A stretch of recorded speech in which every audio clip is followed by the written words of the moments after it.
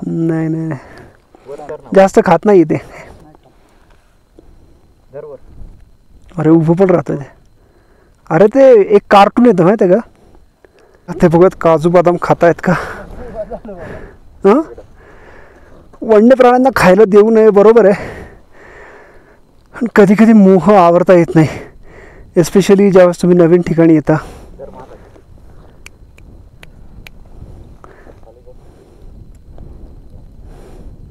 Yes dry fruit बिचारा आवडीने खातोय.